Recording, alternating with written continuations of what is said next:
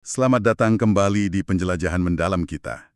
Hari ini kita bakal fokus ke salah satu bab yang paling bikin penasaran nih dari sumber kita. Bab 4 di buku The Little Book of Aliens. Kita mau coba jawab pertanyaan gede ini. Gimana kalau penampakan UFO atau UAP itu beneran bukti ada makhluk luar angkasa? Kalau iya, gimana caranya mereka bisa datang ke sini, ngelewatin jarak antar bintang yang jauh banget itu? Terus, ngapain juga mereka di bumi? Betul, kita akan masuk ke ranah spekulasi yang seru banget ya, tapi tetap coba berpijak pada kerangka ilmiah yang kita tahu seperti yang dibahas sumber kita.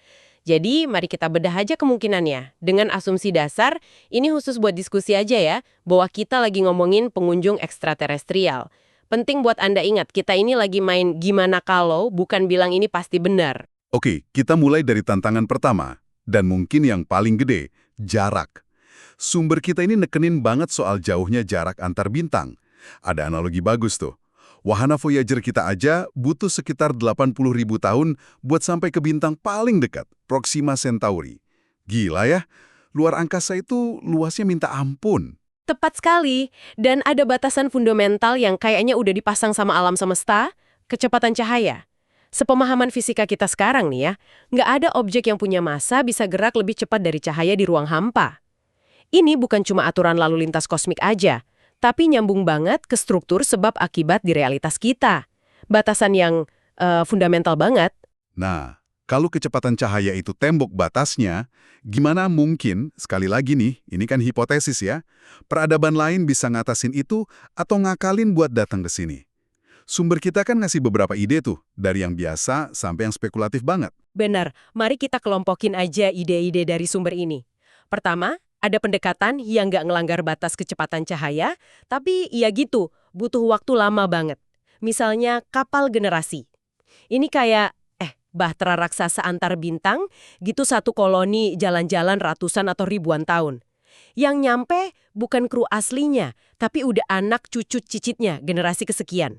Kebayang ya, itu cucu cicit alien mungkin agak bete juga seumur hidup cuma lihat dalam kapal doang.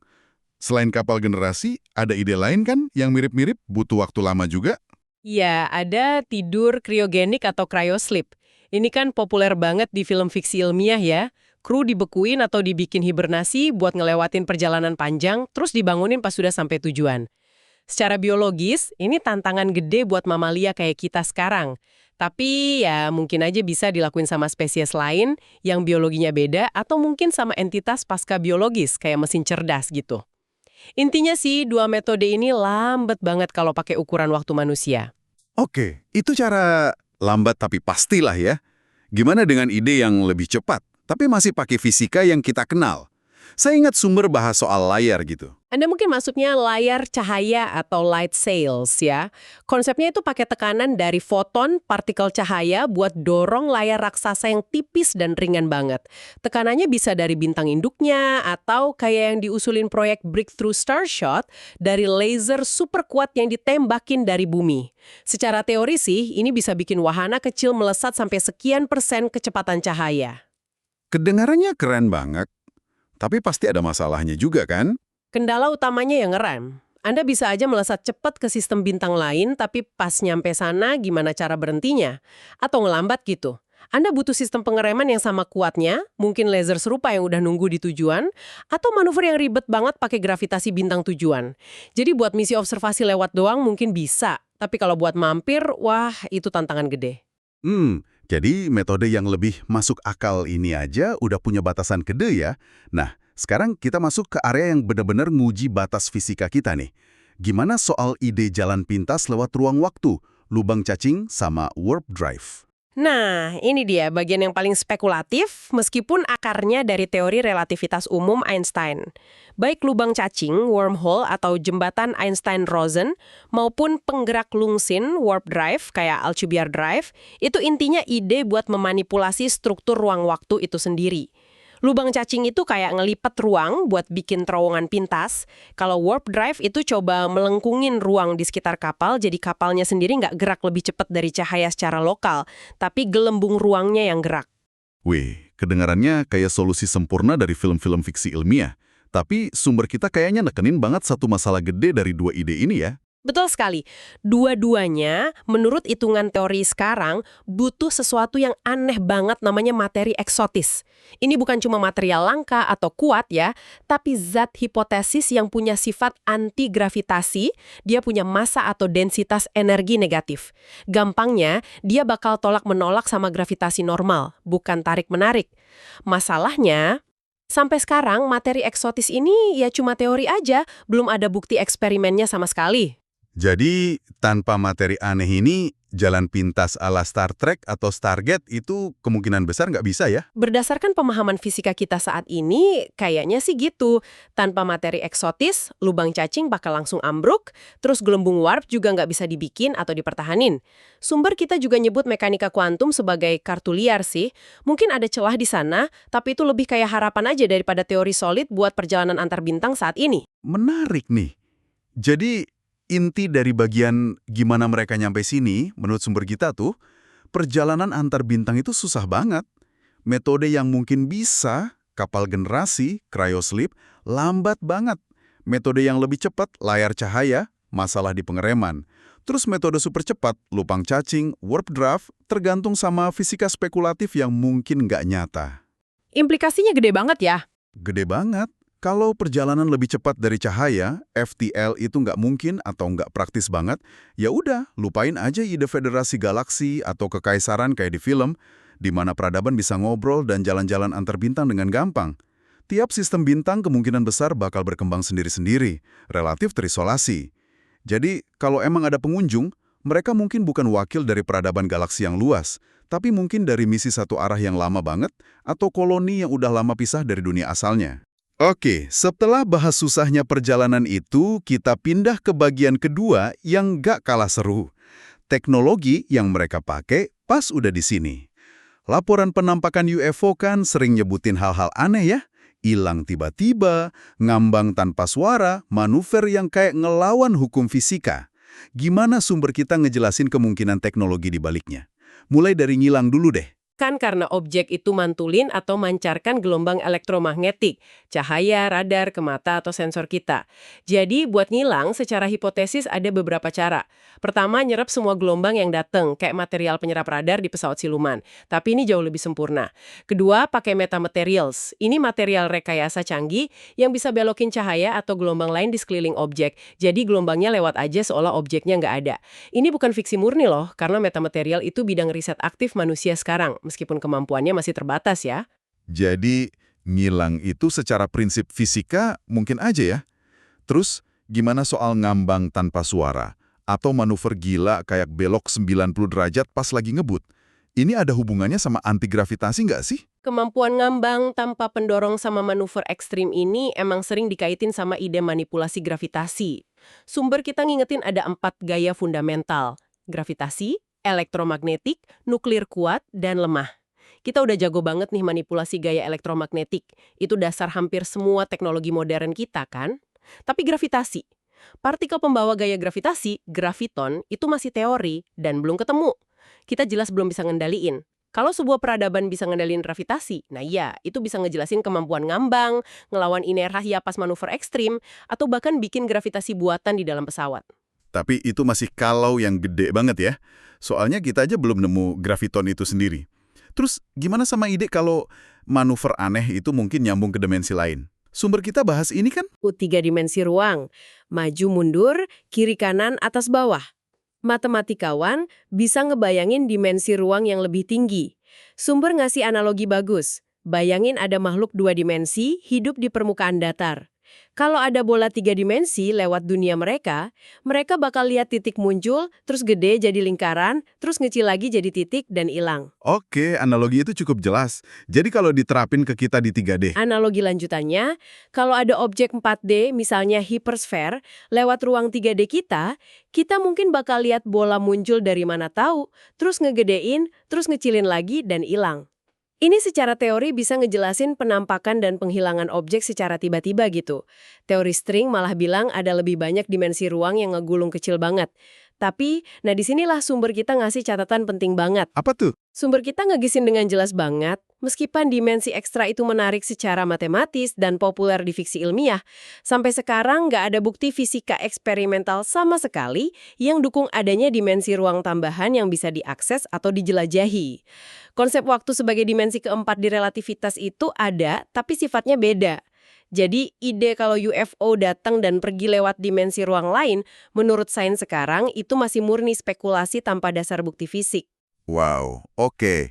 Itu penegasan penting sih. Jadi kemungkinan besar, dimensi ekstra ini cuma alat matematis atau konsep fiksi aja ya? Bukan tempat yang bisa dijelajahin pesawat alien? Berdasarkan bukti ilmiah yang kita punya saat ini, ya gitu kesimpulan yang paling masuk akal menurut sumber kita. Baiklah. Kita udah bahas tantangan perjalanan, gimana mereka sampai sini sama teknologi hipotesis yang mungkin dipakai, gimana cara kerja manuver aneh. Sekarang, kita masuk ke pertanyaan ketiga yang sama peliknya dari bab 4 ini. Kenapa mereka ada di sini? Kalau emang teknologinya sehebat itu, ngapain? Dan kenapa kelakuan mereka kelihatannya aneh banget dan susah ditebak gitu? Nah, disinilah sumber kita ngenalin istilah argumen sorot lampu jauh atau high beam argument. Ini argumen skeptis yang mempertanyakan kenapa ada ketidaksesuaian antara dugaan teknologi super canggih sama perilaku yang dilaporin. Pertanyaan intinya, kenapa peradaban yang bisa nyebrang galaksi, pakai teknologi yang mungkin kayak sihir buat kita, mau repot-repot datang ke bumi cuma buat misalnya jatuh nabrak gunung, kayak klaim beberapa interpretasi insiden Roswell, atau kesambar petir? Atau kenapa seringnya cuma kelihatan sekilas gitu? Kalau tujuannya kontak, kenapa nggak lebih jelas aja? Kalau tujuannya ngamatin diem-diem, kenapa nggak sembunyi lebih pinter? Tepat. Dan argumen ini juga nyorot kualitas bukti visual. Sumber nanya, kenapa setelah lebih dari 70 tahun era modern, laporan UFO kebanyakan foto sama video masih burem, goyang, atau nggak fokus? Padahal teknologi kamera kita sendiri, bahkan di HP, udah canggih banget. Sumber ngebandingin sama foto balon mata-mata China yang diambil dari pesawat mata-mata Yuchu AS, hasilnya jelas banget dan detail dari ketinggian yang tinggi banget. Kualitas bukti visual UFO yang jelek terus ini menurut argumen itu mungkin lebih nunjukin fenomena lain, kayak artefak sensor, fenomena alam, atau teknologi manusia, daripada pesawat alien fisik yang solid dan canggih. Ini argumen yang cukup nusuk sih buat dipikirin, tapi sumber kita juga bahas hipotesis lain kan buat ngejelasin perilaku misterius ini. Ide soal pengintai atau probe robotik. Iya, hipotesis lurker atau probe robotik. Idenya adalah mungkin yang kita lihat itu bukan pesawat berawak, tapi wahana robotik otomatis yang dikirim peradaban lain mungkin udah lama banget ada di tata surya kita buat ngamatin bumi dari jauh. Ini sejalan sama logika artifact SETI, Search for Extraterrestrial Intelligence Artifacts. Kalau kita nemu planet lain ada tanda kehidupan, ngirim probe robotik dulu kan jauh lebih masuk akal daripada langsung ngirim misi berawak. Apa hipotesis probe robotik ini bisa ngejawab argumen sorot lampu jauh tadi? Sebagian mungkin, tapi nggak sepenuhnya juga sih. Argumen yang sama masih bisa dipakai. Kalau probe ini canggih banget sampai bisa jalan antar bintang dan operasi mungkin ribuan tahun, kenapa kemampuan silumannya kayaknya jelek banget sampai kita bisa deteksi, meskipun nggak jelas? Kenapa teknologi super canggih ini kelihatan kikuk gitu pas terbang di atmosfer kita? Kenapa nggak ngumpulin data aja dari orbit yang lebih aman dan nggak kedeteksi? Jadi, paradoks antara kecanggihan yang diasumsikan sama kinerja yang dilaporin itu tetap ada, bahkan buat probe robotik. Jadi kesimpulannya, bahkan dengan teknologi hipotetis yang luar biasa itu, pertanyaan, kenapa mereka berperilaku kayak gitu, tetap jadi teka-teki gede ya? Benar, sumber kita nyajiin berbagai kemungkinan teknologi berdasarkan fisika, tapi juga nekanin tantangan gedenya. Dan kurangnya bukti definitif. Fokus utama dari bab 4 ini yang eksplorasi skenario, kalau mereka alien, sambil terus ngingetin kita soal batasan pengetahuan sama bukti yang ada sekarang. Oke deh, kita udah menjelajahi tantangan luar biasa perjalanan antar bintang, teknologi hipotetis yang mungkin terlibat kalau UFO itu ET, dan pertanyaan mengapa yang susah dijawab soal perilaku mereka, semua berdasarkan materi sumber kita dari bab 4 The Little Book of Aliens. Penting banget buat kita garis bawahin lagi nih ya, seluruh obrolan kita hari ini itu gerakannya di kerangka bagaimana jika. Ini eksplorasi kemungkinan, bukan pernyataan kalau UFO itu pasti alien. Sumber kita pun konsisten nekenin kurangnya bukti konklusif yang nyambungin fenomena UAP, UFO secara umum sama makhluk luar angkasa, meskipun ya ngakuin ada beberapa kasus yang susah dijelasin pakai data sekarang. Pendekatan ilmiah yang paling benar ya terus ngumpulin data berkualitas tinggi dan lakuin analisis yang cermat, kayak yang dicoba dilakuin panel NASA pas mereka analisis ulang data sensor dari insiden UAP terkenal, contohnya video GoFast, yang ternyata setelah dianalisis geometrinya nunjukin objeknya gerak jauh lebih lambat dari kesan awalnya. Nah, sebagai penutup diskusi kita kali ini, coba kita lempar satu pemikiran provokatif yang terinspirasi dari sumber kita. Kalau emang ada peradaban yang bisa nyebrang bintang dan datang ke kita, mungkin nggak sih perilaku aneh, susah ditebak, dan kadang kelihatan kikuk yang dilaporin itu bukan tanda kecanggihan teknologi super mereka, tapi justru nunjukin adanya keterbatasan, kesulitan adaptasi, atau bahkan mungkin malfungsi dari teknologi yang operasi jauh banget dari rumah dan mungkin habis perjalanan yang lama banget. Gimana menurut Anda? Terima kasih sudah menyimak penjelajahan mendalam kita kali ini. Sampai jumpa di diskusi berikutnya.